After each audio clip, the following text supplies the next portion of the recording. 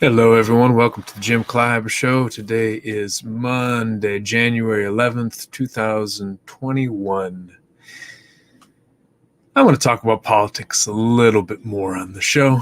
I think over time I want to start distancing myself from politics and talk more about kind of the emotions and leadership and things like that. But today I wanted to talk about democracy and what I believe is the purpose of democracy.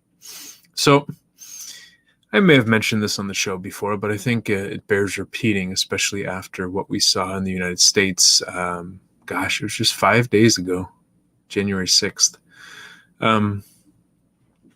I believe one of the main purposes of democracy is to allow us to remove those leaders that we no longer want by peaceful means.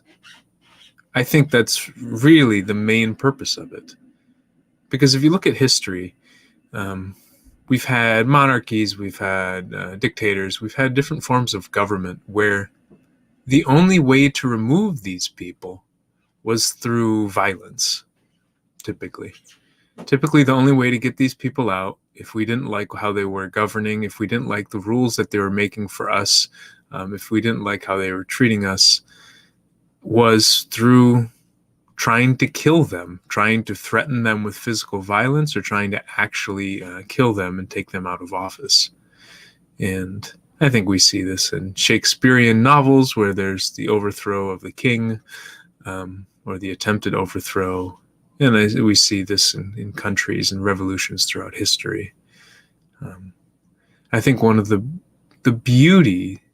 most beautiful aspects of democracy is that it says we can vote a person out.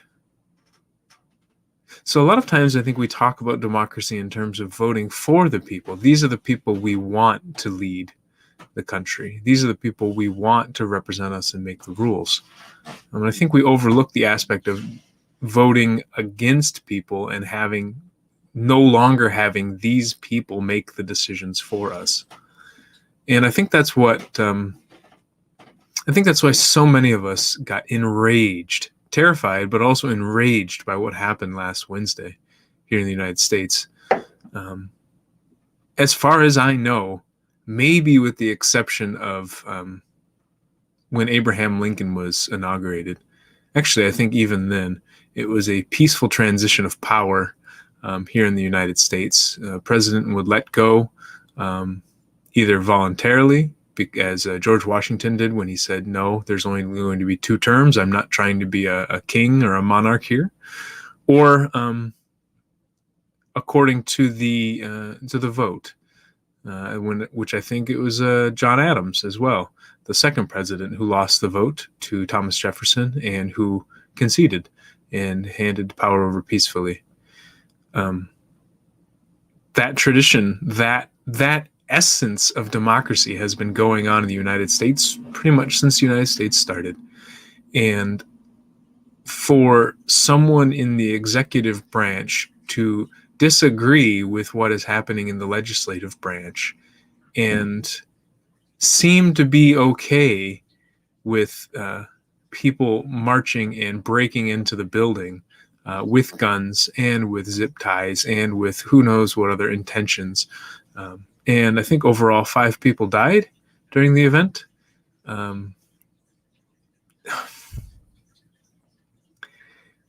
It's not a peaceful transition of power. Peaceful means recognizing and accepting that this is what it was. This is the vote. We listened to all the courts. We listened to everything. We listened to the whole process, and it happened. I lost this game. Let's move on to the next game.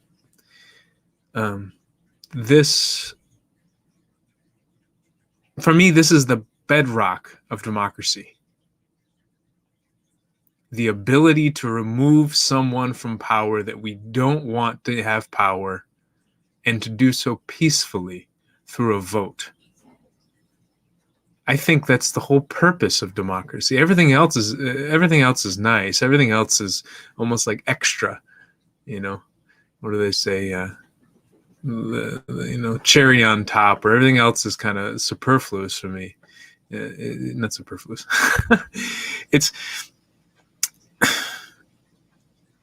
if we can't have a peaceful transition of power through a vote, we don't have democracy. And arguably many other countries around the world will say they have democracy but don't have peaceful transition of power. I don't believe that's actually democracy. It's a charade. It's a facade of democracy. But really what's happening is that there's a strong authoritarian or dictatorship control behind the scenes, because at least maybe I'm misinterpreting the definition of democracy, but for me, the definition of democracy is the ability for the people to vote out leaders so that they can remove the leaders in a non-violent manner instead of having to remove them in a violent manner. And yes, I can understand why people on Trump's side wouldn't be happy with the results of the election, just because they want to stay in power. That's what I assume. And I can understand why they might want to stay in power. Oh, if I stay in power, then I don't go to prison. Then I can still have all of this protection around me. So I don't go to prison. I don't get killed. My family members don't get killed. I don't get kidnapped. I don't get blah, blah, blah. There's so many things that could happen to someone who thinks they have broken the law a lot. Even for people who think that they haven't broken the law, they can still feel terrorized by their followers or by the opponents or by people from other countries, governments from other countries, etc. But still, the foundation and the bedrock of democracy, arguably, and this country, I believe, is to have peaceful transition of power. So the people who don't respect this, in my view, are breaking one of the most sacred laws that we have in this country.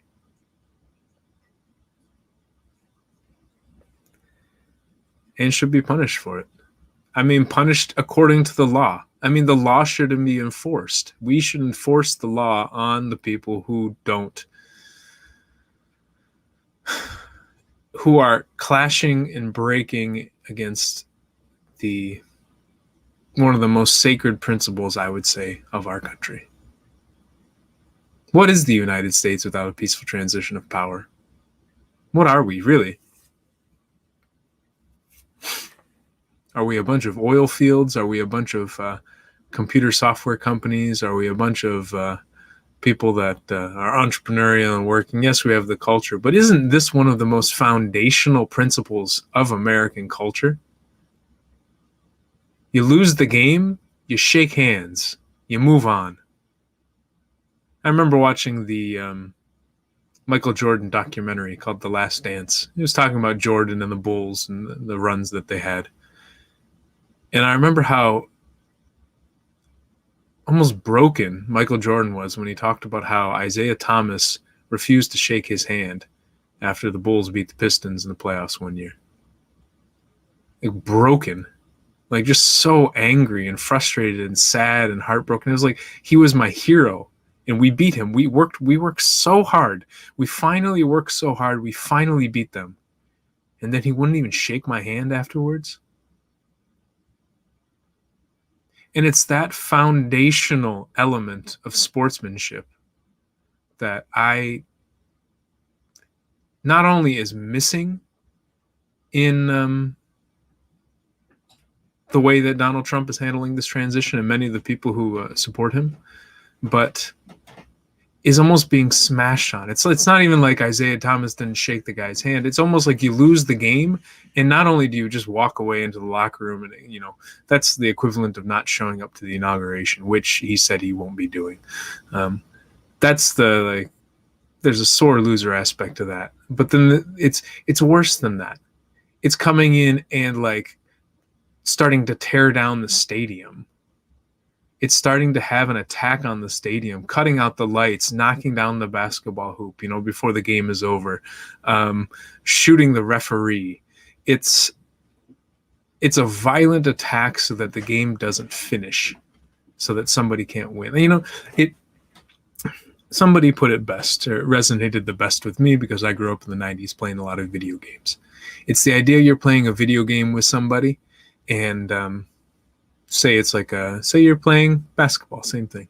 There's like 2 minutes left in the game and you're up by 40 points. You're going to blow this person out of the water.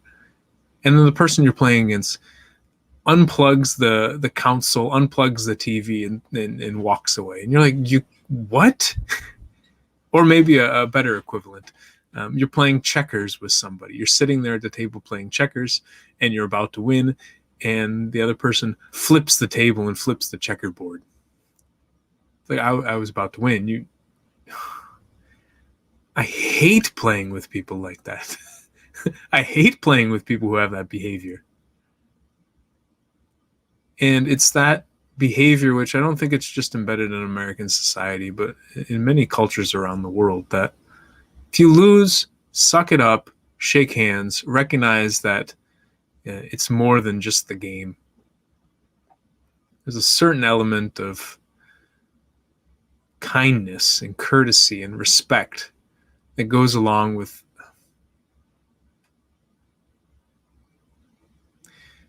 it's not just about respecting me, or it's not just about respecting the person who won. It's about respecting the game.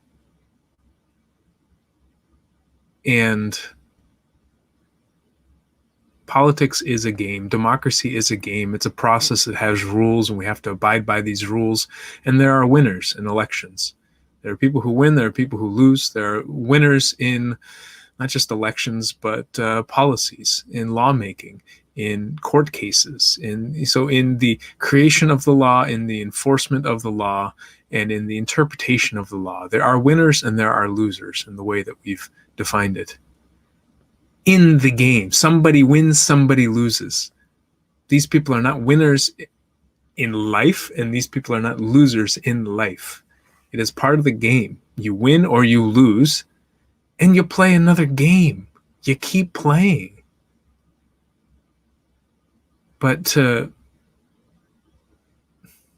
piss all over the game is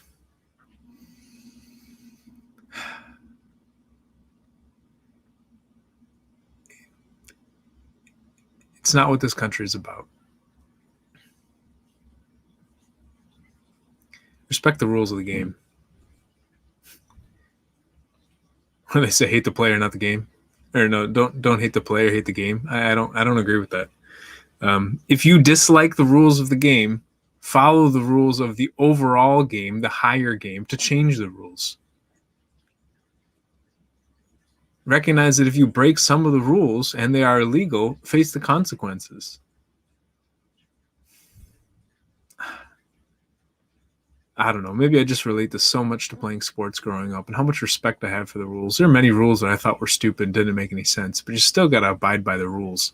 And if you don't like them, lobby to change the rules. But you don't just go after the referees and try to kill the referees because they're just enforcing the rules. It doesn't make sense. I don't know. I feel rather incoherent today. Sometimes I struggle to put into words what I'm feeling. And I do this for a living, so I don't think I'm the only one.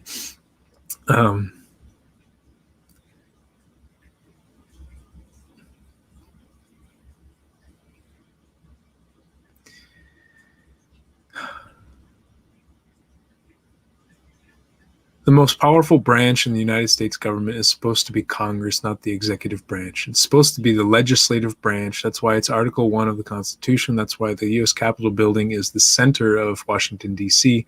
That's why the U.S. Capitol building is huge and the White House is tiny.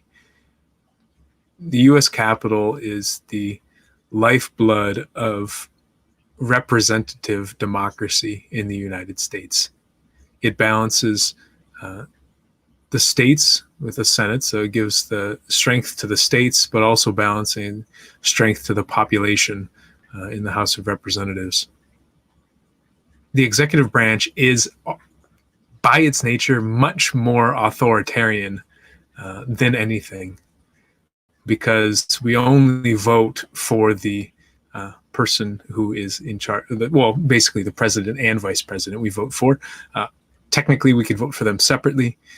Technically, the vote is separate for them. However, as citizens, we vote for them in a block because the vice president for most of the U.S. history has been relegated to just a person who seems to improve the chances for the president to win, and isn't taken as seriously as the president of the Senate, the tie-breaking vote, and also the bridge between the legislative and the executive branches, and for all the other roles that the person plays. So for the executive branch, for the least democratic part of our argument, well, maybe the judicial branches, for a less democratic part of our country, a less representative part of our country, to attack the most democratic and representative part of our country, is an attack on representative democracy in itself. If people have issues with what happened with it's like the game ended. The game is over and people are still whining about what happened in the third quarter or the fourth quarter. Yes, refs make bad calls. Sometimes they make bad calls, but the game ends, you move on, you play another game. Like, maybe it's just me playing a lot of sports growing up and getting more and more frustrated with what's happening in sports these days, where we instant replays over and over and over again.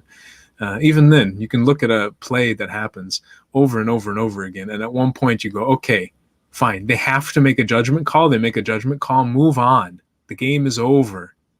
Can't sit here and whine about that one call. You know, why don't we take responsibility for how the game wouldn't have been close if we played a lot harder? If we did a lot better job, the game would have been close. So is it really the refs' fault that they called that one foul, that one penalty on that one play? Is that why we lost the game? I just never liked that attitude. And I think it's creeping up more and more as we have instant replay, this drive to review something over and over and over and over again, and then still not accept the fact that humans have to make a judgment call. And if we don't trust these people to make judgment calls, then we can't move on. We can't play the game. So,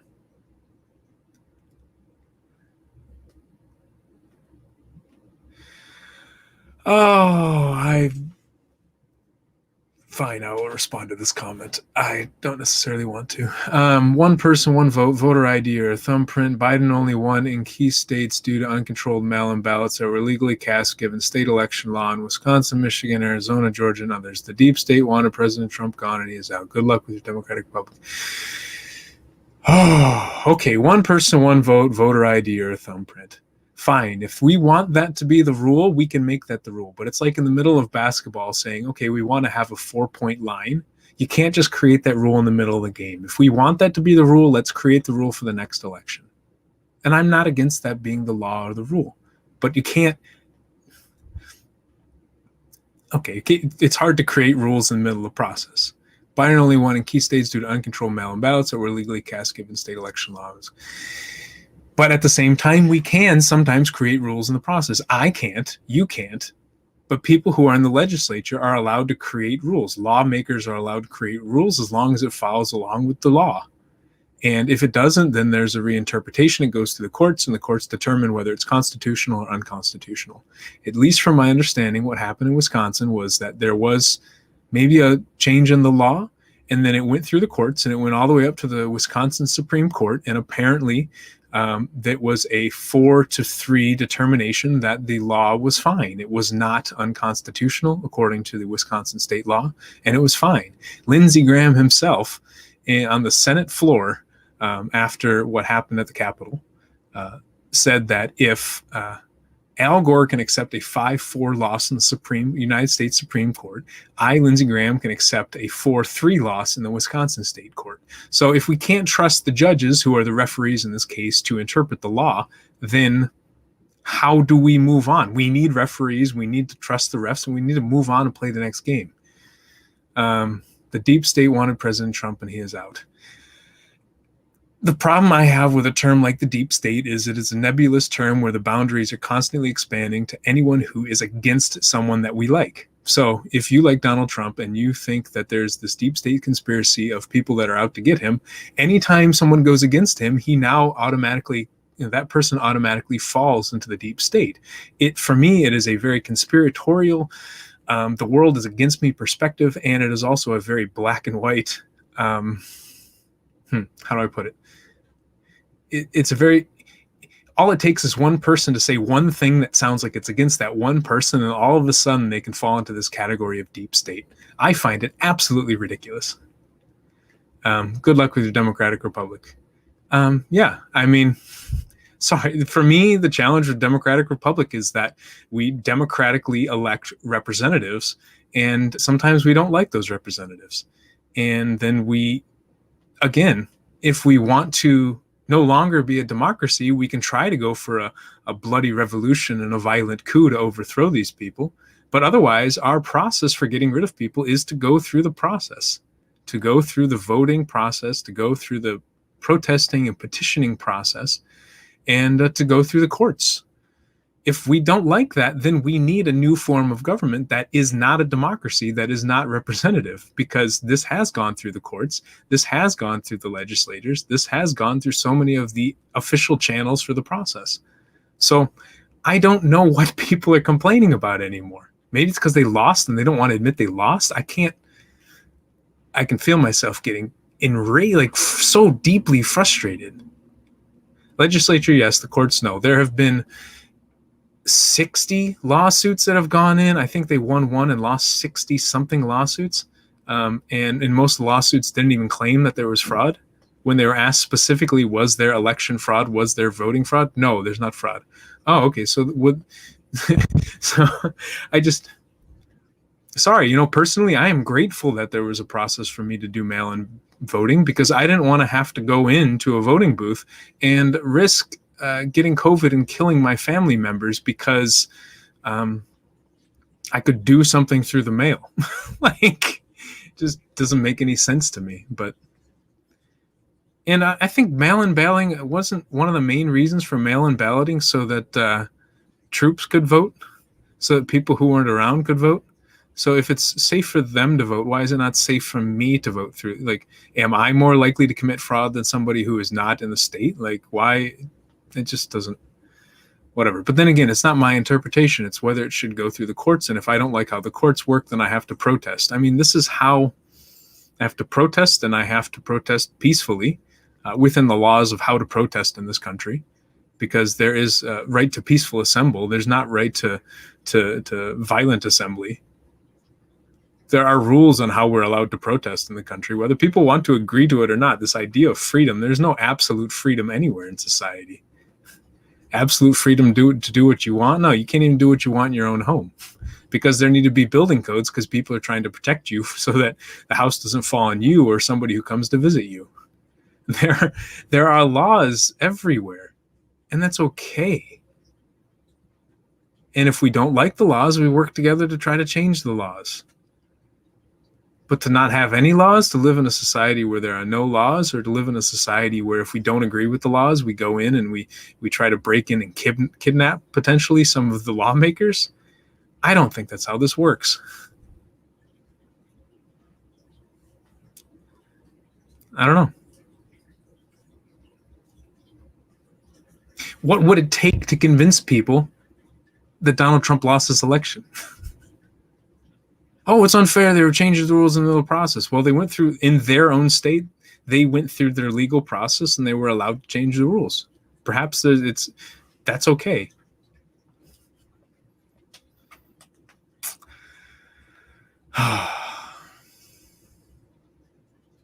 It feels like, it feels like the game is over, and I'm sitting here arguing about why that ref should have called that that touchdown shouldn't have counted, or that person was offsides and it should, that goal shouldn't have counted. It just, and it's like the game was a couple months ago and we're still arguing about the call. Yes, I know sports people do this all the time. Oh, yeah, the Lions should have won that game, 4 years ago because they got screwed with this. Yeah, I understand that we do this sometimes.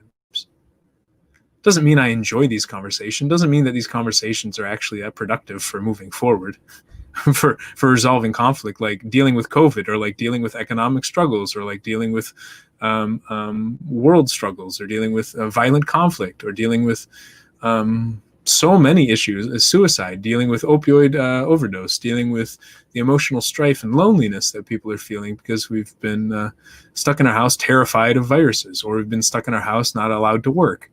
There's a lot going on in this world, and I think that we could actually solve it if we start working together to resolve the conflict, instead of talking about how, oh no, they changed the rules. Like, it frustrates me so much. Oh,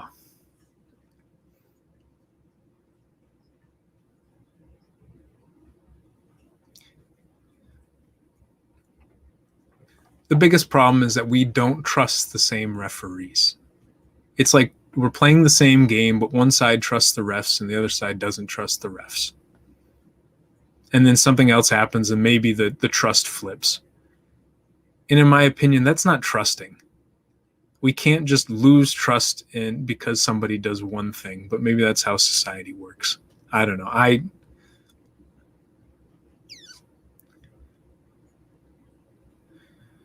Again, maybe I want to step away from politics because I don't think it's really about politics. I don't think people really distrust the court system or distrust these things because it's so much about politics. I think it's about the more people we distrust, the more likely we distrust politics. And the more people we distrust has more to do with our personal lives than it has anything to do with political life. Courts have no jurisdiction to change the law. Counting vote after the election deadline changed the law. Counting vote after election deadline changed the law. It depends on the state. There are many states that wanted to count the votes before the election deadline with the mail-in ballots, but they weren't allowed to because the legislature wouldn't allow that. And I don't actually know if there's any states where counting the votes after the day of the mail, counting absentee ballots after the day of the vote is illegal. It doesn't make, if there were a law on the books that said that, it makes zero sense to me, because the counting of election ballots seems to be a 1 to 2 week process to certify them. So the idea that they couldn't be counted after the day, that on the day they have to be counted and certified and everything has to be finished at the end of the election day, doesn't make any sense to me. It just doesn't seem feasible, especially with mail-in ballots, but even regular ballots, that they're supposed to be certified on the day, or they're only supposed to be counted. Pennsylvania says that you're not allowed to count any of the ballots after the election day at all. If I see a specific law like this and the Pennsylvania Supreme Court agrees with that, fine. See, this is my challenge. If people have problems with how the laws were enforced, go through the courts and challenge those laws, challenge the enforcement of the laws. And if the courts agree, fine, you win. If the courts don't agree, you lost. Like, I am a dude sitting in my house. I don't know, and I'm not sitting in Pennsylvania. I don't know what the laws are there. And even if I did know what the laws are, I can't interpret them appropriately. It's like watching football. There's been a lot of American football on lately, and there are so many rules in football. Yesterday, I looked up a rule, illegal man downfield. So this is a rule in football, American football, where there are, on each play, there's 11 people on offense. Only 6 people are allowed to go downfield on a pass play. And it said that, I think for college football, I'm not sure for pros, but the other 5 people, if it's a pass play, are not allowed to go downfield 3 yards unless the ball has crossed, the line of scrimmage, or the ball has been touched by a defensive player. I don't know. It's hard enough for me to know what the rule is. I played football growing up. But to also know how to enforce that rule and do it on the fly, I have no idea. So I have to leave it to the professionals who know what they're doing. I'm sorry. There was a law in Pennsylvania, the court is Democratic. That's, well, fine. The court is democratic. Sometimes, I don't know. I really don't know. If we don't like the courts, if we don't like the legislator, if we think the whole game is biased, then we should stop playing and move to a different place. Like, that's the anger in me. Like, listen, like, if we don't want to play the game, we don't have to play the game. And if we want to change the game, we can change the game. Sometimes the refs are going to be slightly biased, sometimes they're not, and that's part of the game. So you work hard so the next game the refs aren't biased. So you work hard to try to change it, but you don't do so by storming into the Capitol and demanding that these people at the threat of their life will change their decisions. I don't know. All of the information that I get about this stuff comes from other people. I'm sitting here in a house. I'm looking at stuff on the internet. I'm watching things on TV. Everything I get is second, third, fourth hand. Even if it's a video that has been recorded by somebody else. It has been edited by somebody else. Everything comes through the lens of other people or other technologies. Even if a video, it's coming through a platform that was created by somebody else and managed by somebody else. So at the end of the day, I have to trust. And if I don't trust these things, then I don't know. So there are some people who won't trust the result of this election, just like some people who don't trust that their favorite team actually lost that game because the refs were biased. Well, if the game were close, then it wouldn't have been if the game weren't close, it wouldn't have been a big deal.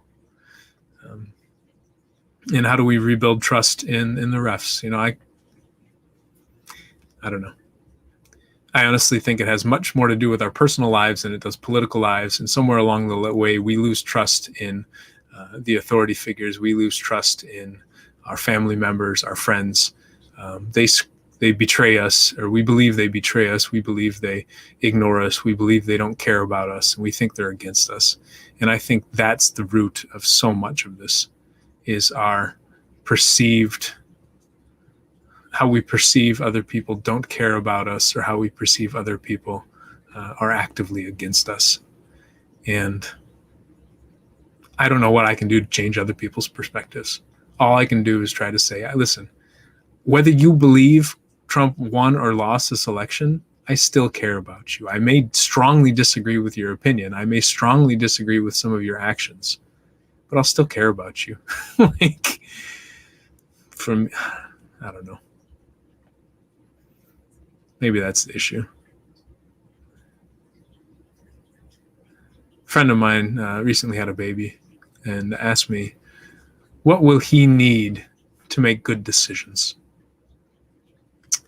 And I said, to believe that he will be loved no matter what happens.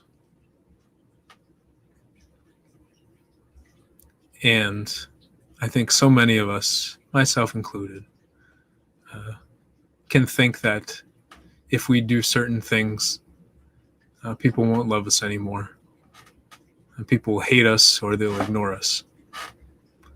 And I think one of the hardest things for us to do in life is to remember that no matter what happens, people still care about us. To believe that. To believe no matter if we do this or we do that or we don't, that people still care about us. They're still trying. They still have us into their, they still consider us in their decisions.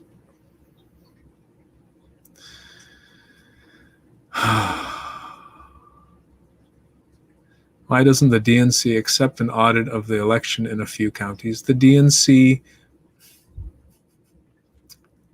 why would the DNC have any authority to accept an audit in those counties? Shouldn't it be part of the process of the secretaries of states in the states? I mean, I don't know what the jurisdiction is, but I don't imagine that a national organization would be able to say whether there should be audits in those counties. And I believe that again, if somebody doesn't believe the process, then you don't believe the process. I don't think there's anything I can do to convince you to believe the process. I personally believe that they went through the jurisdiction, they went through the whole process, and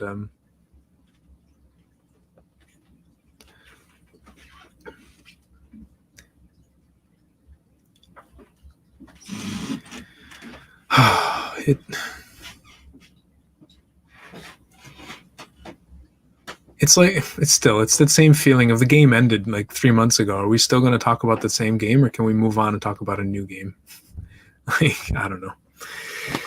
I don't know.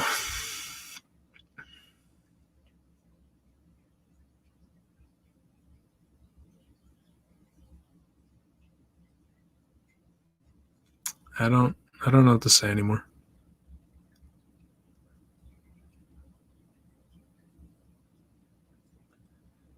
I really don't know what to say. I think more than anything, the problem comes down to us trusting different people in media, and I think some of us trust the majority of the mainstream media, which, and some of us strongly distrust that, and by nature, therefore, trust the people who aren't that. We trust the fringe media, who the alternative media, and and in a he said, she said, when there's conflicting stories about what's true, we choose to believe one side sometimes, and sometimes we have to. And I believe the sides that say that this was conducted well, and I can't convince other people why they shouldn't trust the other people. So I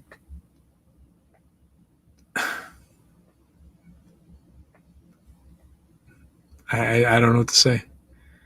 The comment: the legislature in Georgia requested an audit, and the FBI came in and forced the destruction of the ballots. Well, in all the channels that I listen to, I never heard that. I never heard that on CBS or PBS or CNN or MSNBC or NBC, or I never heard that on Washington Post. Never heard it on the New York Times. Never heard it in some of these. And I don't know where this person heard it. Maybe they heard it on Fox. I doubt it. It was probably something more like OAN or Breitbart, or it's probably Epic Times or Washington something on the internet. And neither of us are there. I know this person isn't anywhere near Georgia. I'm not near Georgia. And neither of us have, frankly, any idea what happened there. So we choose to believe different stories based on who's telling us the story and how it fits with our narrative, I guess. And I think we have a problem when we believe, when we get, maybe that's the nature, that we get stuck in our bubbles and we believe different people to be telling the truth, and we think the other people are lying to us. And not much we can do about that, I guess. I don't know. I feel really helpless at this moment. Resigned, helpless, just, I guess.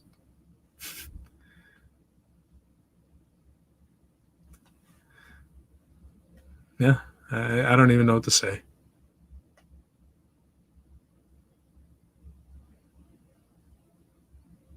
There are people who believe lots of things that to me seem absolutely ludicrous, and I don't know where they get the beliefs, and I don't know why they believe those things.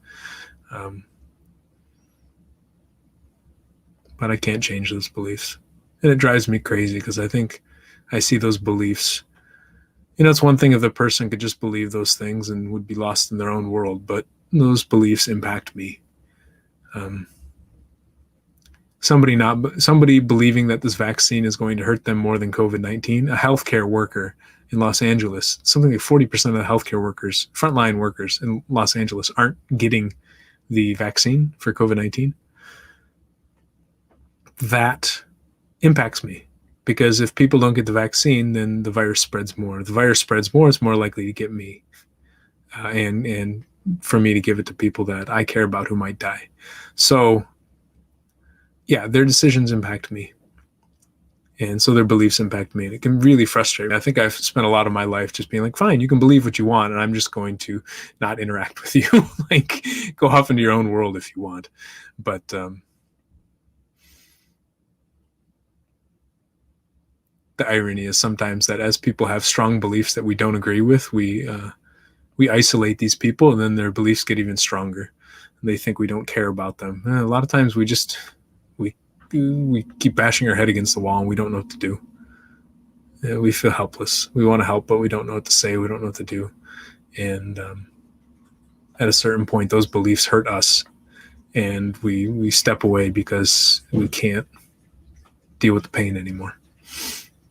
Sometimes just removing ourselves lessens the pain in some ways, at least softens the pain, numbs the pain.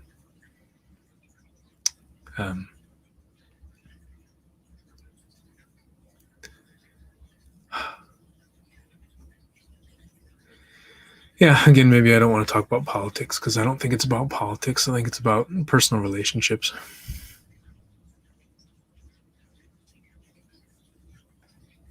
The tricky part, like I said before, is, how we make good decisions to believe everyone will love us no matter what happens, or that we will be loved no matter what happens. Tricky part about that is it's hard to convince somebody else that they will be loved no matter what happens.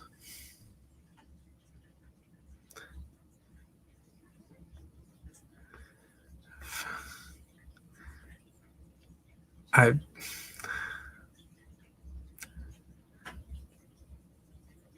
don't know what to do. So I'm going to end this call, and